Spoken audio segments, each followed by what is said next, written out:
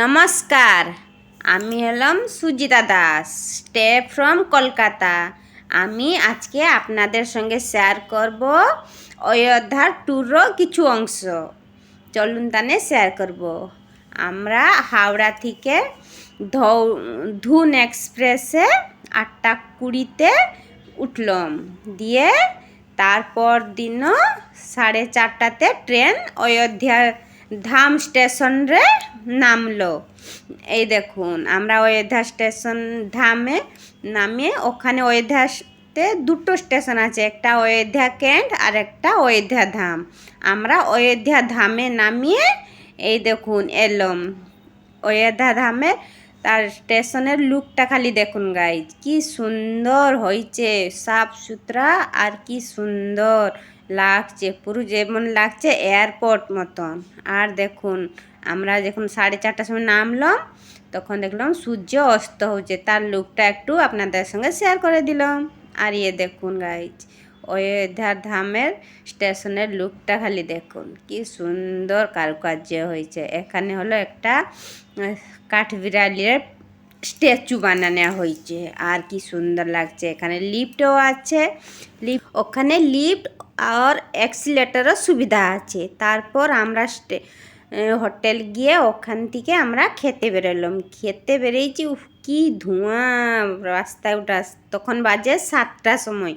7টার সময় পুরো অযোধ্যাতে পুরো অন্ধকার ভর্তি, মানে কাকর ভর্তি, কুয়াশা, পুরো অন্ধকার হয়ে আছে।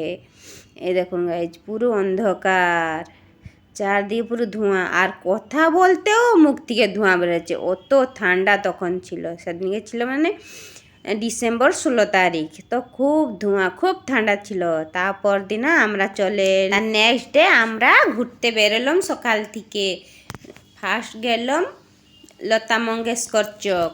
এখানে দেখুন, এই লতা মঙ্গেশকর নামে এই চকটা রাখা হয়েছে। ওর কত বড় একটা বীণা এখানে রাখা হয়েছে। দেখুন কি সুন্দর জায়গাটা, খুব সুন্দর, দারুণ।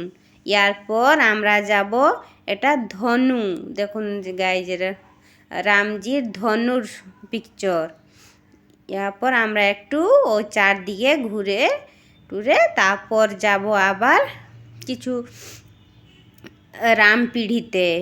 বড়ি রামপিড়ি, ছোটি রামপিড়ি, দুটো রামপিড়ি আছে, ওখানে আমরা দর্শন করতে যাব। এই দেখুন গাইজ, এই ধনু থেকে ফোয়ারা তৈরি হয়েছে, ফোয়ারা থেকে জল বেরোচ্ছে ধনু থেকে। দেখুন কি সুন্দর লাগছে লুকটা, খুব দারুণ। ওখানে আমরা অনেকক্ষণ সময় বিতেইছিলাম। তারপর আমরা চলে যাব এবারে দেখতে বড়ি রামপিড়ি। এইটা হলো বড়ি রামপিড়ি। এইখানে দেখুন কি সুন্দর সব ডেকোরেশন হয়েছে, কি সুন্দর। কিন্তু তখন বাজে 17 তারিখ ছিল, তখন বাজে 12টা, পুরো অন্ধকার ভর্তি, অত কুয়াশা ভর্তি, কাকর ভর্তি ছিল, শিশির চারদিকে ভর্তি ছিল। এটা হলো বড়ি রামপিড়ি। এখানে কিছু লোকরা স্নানও করছিল, এখানে স্নানও করা যায়। আর মেনলি এটা হচ্ছে শ্মশান ঘাট বলে ওখানে বলতো লোকরা।